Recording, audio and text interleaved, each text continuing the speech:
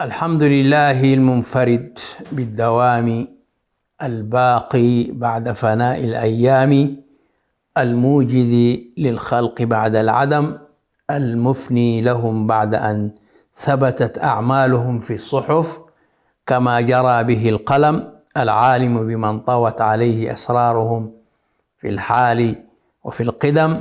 وأشهد أن لا إله إلا الله وحده لا شريك له شهادة عبد مضطر إليها عند زلة القدم، وأشهد أن محمدا عبده ورسوله وحبيبه صلى الله عليه وعلى آله وأصحابه الكرام.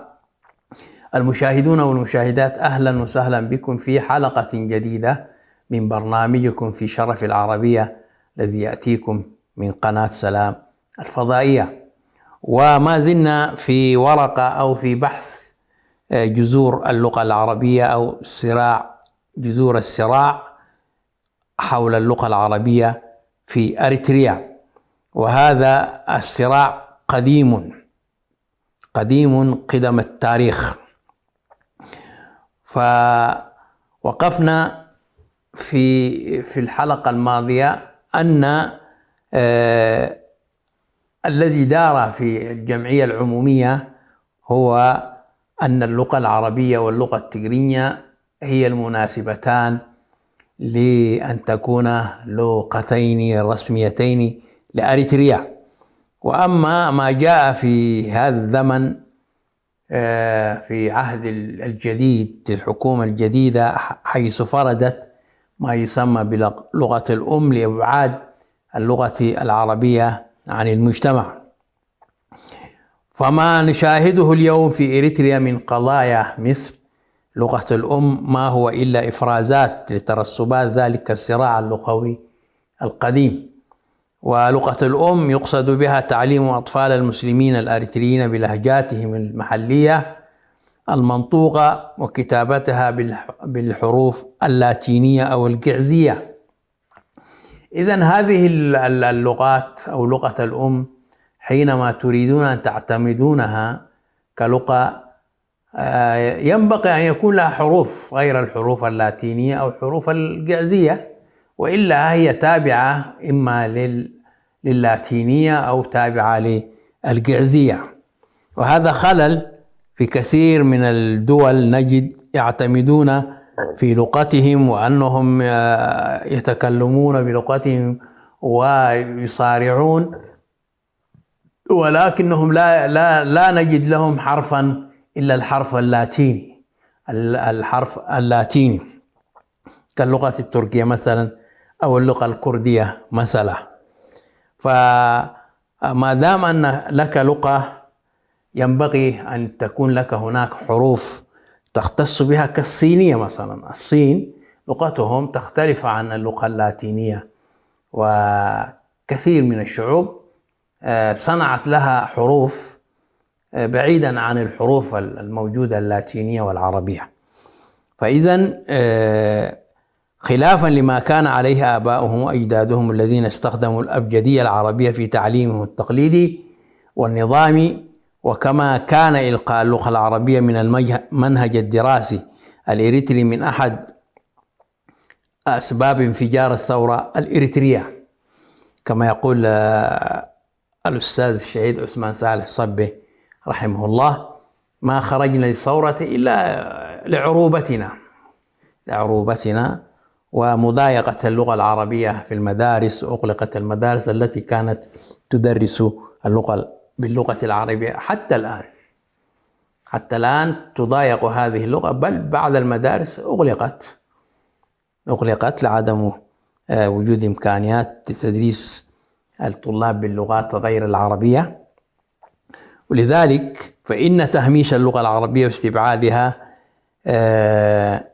من الساحة الرسمية والتعليمية كلغة رسمية وطنية ولغة تعليم كافة المسلمين قد يكون من عوامل تغيير المرتقب لضمان استقرار ووحدة الكيان الإريتري. طيب، ماذا رأي أغلبية المسلمين الإريتريين في مشروع لغة الأم؟ يعتقد المعارضون لمشروع لغة العم إنما فعله هذا المشروع من دمار بالنسبة لمستقبل أبنائهم. مثلا الذين درسوا بالساهو أو بالعفر حينما يأتون ويتخرجون مثلا من الثانوية سيدرسون باللغة الإنجليزية، لذلك وضعهم يكون ضعيفا، وإذا جاءوا للتوظيف فرضت عليهم اللغة التيغرينية وهم لم يدرسونها. إذن لماذا هذا؟ ينبغي أن تكون هناك دراسة واحدة للشعب الإريتري باللغة الإنجليزية مثلا، كل الشعوب تدرس أو باللغة العربية أو باللغة التيغرينية. أما أن يدرسوا بلهجاتهم ثم يأتوا بعد ذلك متخرجين ويحملون شهادات ثم يرفضون في الوظائف لعدم تجويدهم للغة التيغرينية، هذا من الحيف والكيد. لذلك بالنسبة لمستقبل أبناء المسلمين وعلاقاتهم باللغة العربية لا يمكن أن يعوض بسهولة، وقد فاق كل الأضرار السابقة، وترك المسلمون الأريتريون معرضون للتقهقر الثقافي والانعزال عن محيطهم الطبيعي، وإذا لم يستدرك الأمر بسرعة سوف يستمر الضرر لعشرات السنين. تهميش اللغة العربية، والآن الحكومة هي تعرف ذلك، ولكن الآن جعلت هناك مدرسة لتعليم اللغة العربية للموظفين وللمسؤولين الكبار، يديرها إعلامي مخضرم أحمد، هو اسمه أحمد، إعلامي مخضرم، فهو مدير هذه المدرسة الذي أخرج دفعات كثيرة أو 4 دفعات لتعليم اللغة. وجدوا أهميتها لأن الجوار العربي، حتى إذا جاء هذا الذي درس باللغة التيغرينية أو اللغة الإنجليزية حينما يأتي إلى الحدود السودانية يلتفت يمنة ويسرى للترجمة. ولذلك وجدوا أن اللغة العربية لها دور كبير في المجتمع، وهي لغات اعتبرها لغة حضارية، لغة إنسانية، دعها من أنها لغة الإسلام. ولكن يعرفون الشعب الإريتري أو الإنسان الإريتري أو النصراني إذا تعلم العربية سوف يطلع على الكتب العربية وبعد ذلك يتأثر بالإسلام، وهذا كله كيد كنسي ونصراني وليست مسألة سياسية. إذن بينما يقول القائمون على أمر التعليم في الحكومة الأريترية أنهم توصلوا إلى هذا الترتيب ليس جزافا، ولكن من خلال دراسات موثقة، وإنما توصلوا إليه هو الأنسب لمستقبل الطلاب، وإن اختلف عن الثوابت الماضية، ولكن أي الفريقين على صواب؟ هل هؤلاء أم هؤلاء؟ وأيهم على خطأ؟ هذا ما سيحدده الحوار الوطني المفقود بل المرفوض في إريتريا. لا يوجد هناك حوار ولا يوجد هناك برلمان حتى يصوت الناس بماذا يدرسون، ولكن هنالك حاكم يتحكم على رقاب الناس، الحاكم الواحد.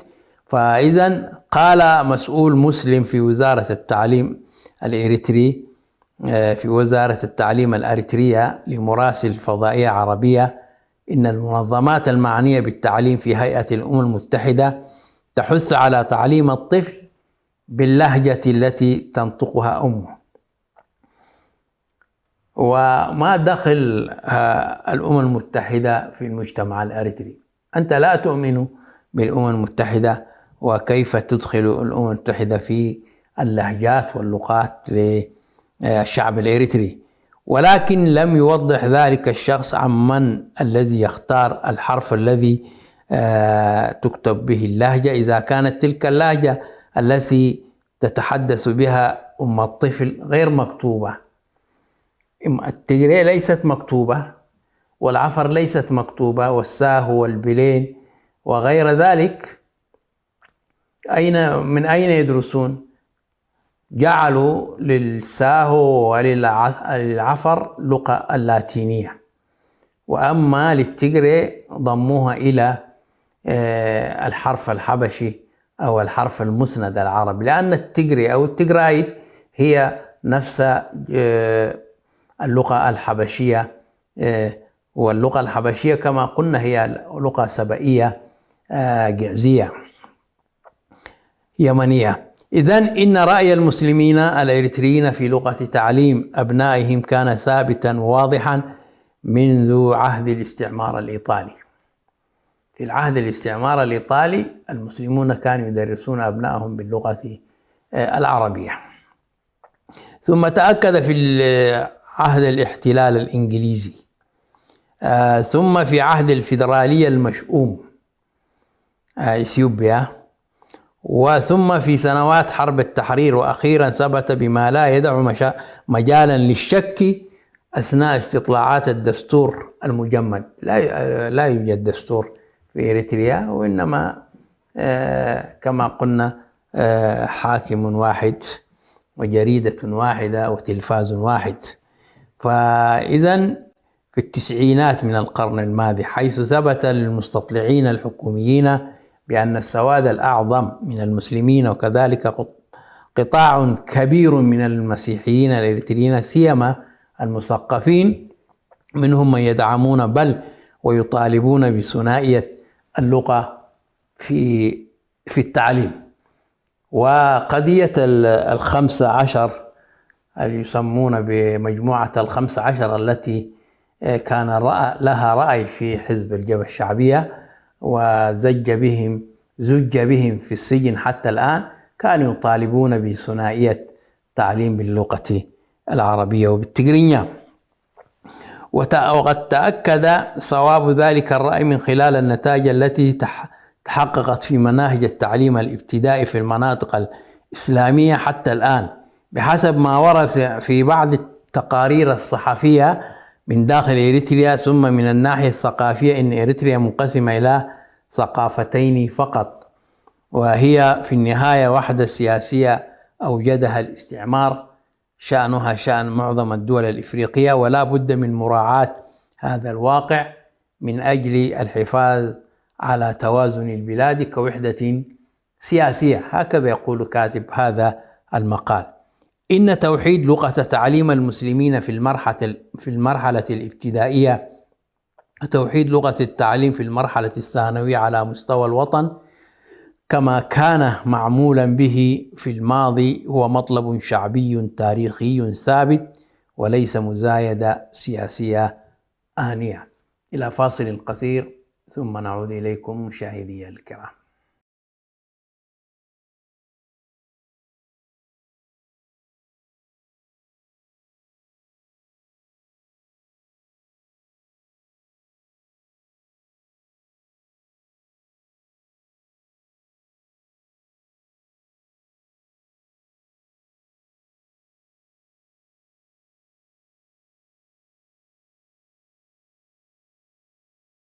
أهلا وسهلا بكم ومرحبا بعد فاصل قصير، ونواصل من قطع عن الحديث عن جذور الصراع في اللغة العربية في إريتريا.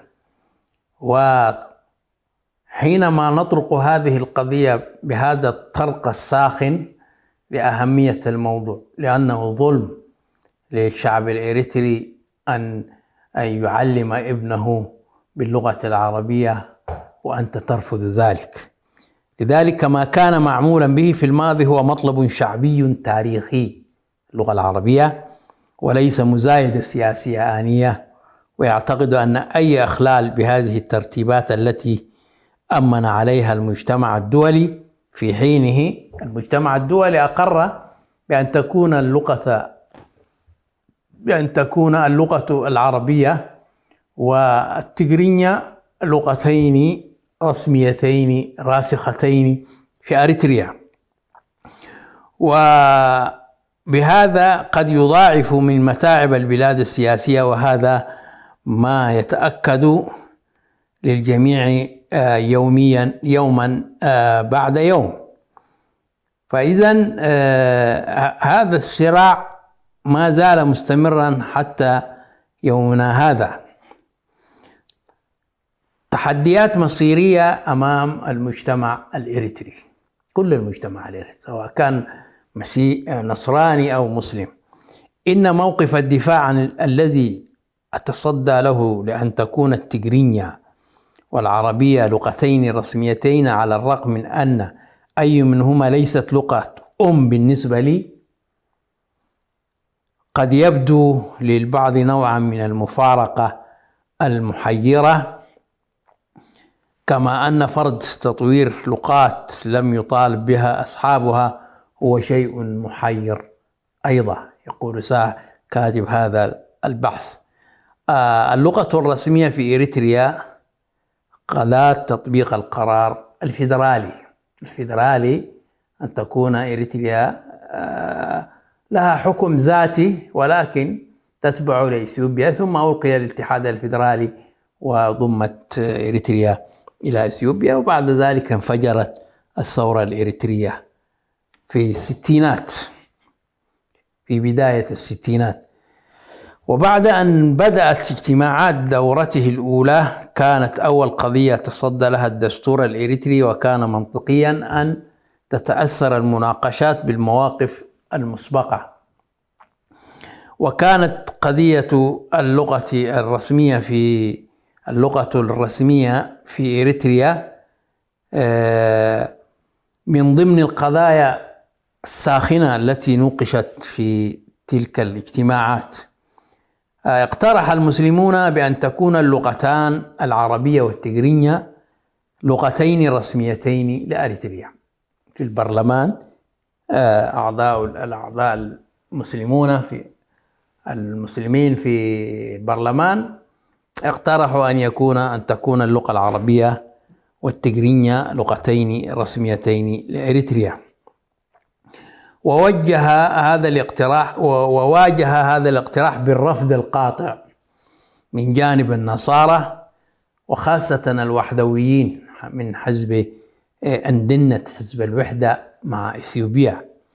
والحجة التي استند إليها الرافضون كانت أن اللغة العربية لا صلة لها بإريتريا، وهي بالتالي غريبة على المجتمع الإريتري، وتمسكوا بأن تكون اللغة التجرينية باعتبارها إريترية الأصل ولها حروف تكتب بها اللغة الرسمية في إريتريا. وباشتداد المناقشات والطابع التحدي الذي اتسمت به، اقترح النصرانيون أو المسيحيون بأن تكون التجرينيا والتجري أو التجرايت لغتين رسميتين. وكما ذكرنا التجرايت أو التجري هي اللغة ينطق بها قبائل الحباب والبني عامر في أريتريا وشرق السودان. أما حجة المسلمين في دفاعهم عن اللغة العربية فاستندت على أساس أن اللغة العربية هي لغة الدين والدنيا بالنسبة للمسلمين الأريتريين، حيث تعاملوا معها منذ اعتناقهم الدين الإسلامي. وإن المعاملات الخاصة والعامة وعلى وجه الخصوص لغة تداول في المحاكم الشرعية كانت تتم ولا زالت منذ قديم الزمان باللغة العربية. ويكفي أن أول صحيفة صدرت باللغة العربية بدأ صدورها في عام 1907 في الاحتلال الإيطالي أو العهد الإيطالي في إريتريا. وقد قرأت بنفسي في الريف الأريتري في قرية طحرة بإقليم الساحل الشمال عن قضية نزاع متعلقة بالأرض فصلت فيها المحكمة وأصدرت قرارها فيها باللغة العربية في عام 1925. لذلك نجد أن اللغة العربية راسخة في إريتريا، وموقعها قوي في إريتريا، وأصدرت قرارها كما قلنا في هذه المنازعة في المحكمة في الساحل الشمالي باللغة العربية في عام 1925، وموقعة من والي كرن الإيطالي. وقع عليها والي كرن، هي مدينة في وسط إريتريا ومعظم سكانها من المسلمين ويتحدثون باللغة العربية، هي لغة تفاهم مع كلها. وعدد هذه الدجة كلها أن اللغة العربية والتجرينية واللغات واللهجات كل عدد الإريتريين لا يساوي 6-5 مليون. ولكن هذا الصراع، صراع الهوية، صراع الوجود في الحياة. وفوق هذا وذاك فإن لغة التفاهم والمراسلات بين المسلمين بدءا من رحيتا في جنوب دنكاليا حتى الحدود السودانية هي اللغة العربية، وخاصة أن للمسلمين 8 لغات محكية مختلفة يتحدثون بها في مواقع تواجدهم، ولا تشكل إحداها قاسما مشتركا فيما بينهم. من الساهو لا يعرف العفر، والعفر لا يعرف التجري، والتجري لا يعرف البلين، وهكذا، ولا النار، وهكذا. كل لغة أو كل لهجات محكية، ولكن المسلمون في هذه القبائل جميعا تجمعهم اللغة العربية. واللغة العربية هي اللغة الموحدة بينهم، وبالتالي فإن المسلمين لا يشعرون بأن اللغة غريبة عليهم أو مفروضة عليهم من أحد، كما أن اللغة العربية هي لغة قرآن كما ذكرنا الكريم، وتعلمه هو فرض على كل مسلم ومسلمة. لذلك يتعلمه باللغة العربية، ليس كما حصل آنذاك في تركيا بأن القرآن أو الأذان كان باللغة التركية، إلى أن عاد الأذان مرة أخرى باللغة العربية على يد عدنان مندرس رحمه الله. وإذن هذا الصراع لم يكن فقط في إريتريا، إنما صراع في العالم. إبعاد الناس عن دينهم يكون بإبعاد اللغة العربية في المجتمع المسلم.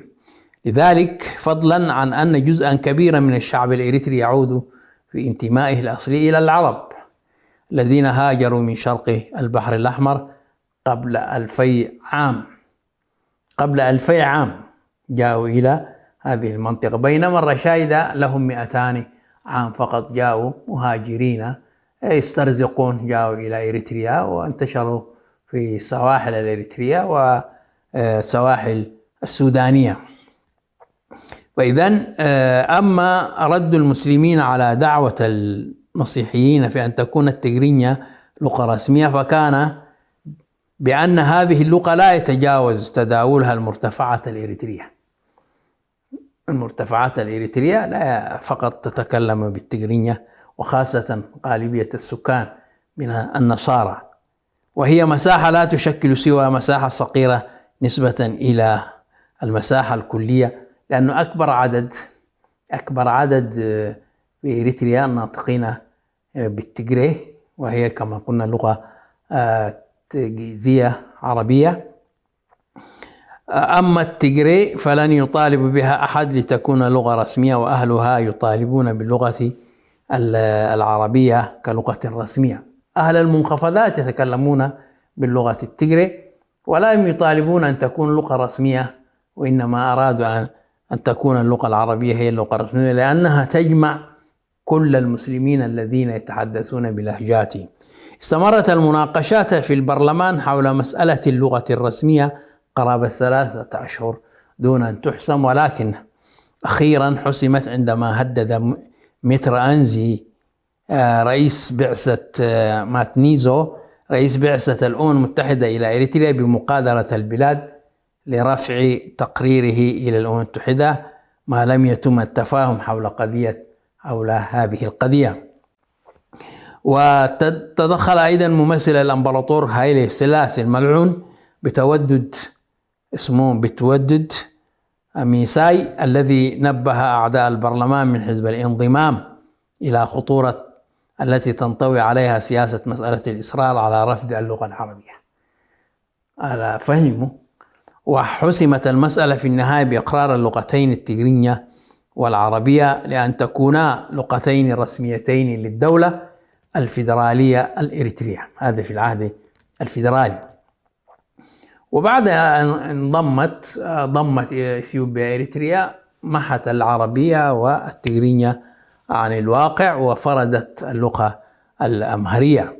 وفي هذا الشأن أدلى القسيس ديمتروس كما يقصها المعاصرون تلك الفترة بمقولته المشهورة قائلا: إننا نقبل اللغة العربية وعيوننا تدمع دما،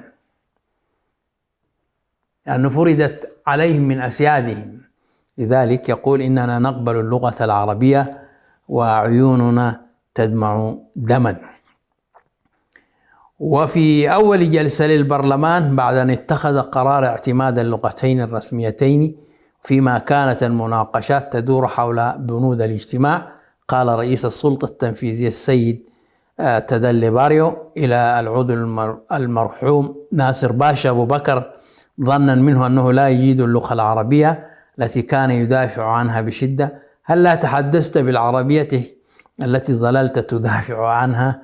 فاستدرك ناصر باشا ما رمى إليه الرئيس ورد قائلا: أعتقد أنك أردت بكلامك هذا إحراجي، لأنني دافعت عن لغة لا أجيدها، ولكن عليك أن تفهم أنني إذا لم أتحدث بها اليوم فسيتحدث بها ابني غدا، وإذا لم يتحدث بها ابني فيتحدث بها حفيدي في إريتريا المستقبل. وإلى حلقة جديدة استودعكم الله، السلام عليكم ورحمة الله وبركاته.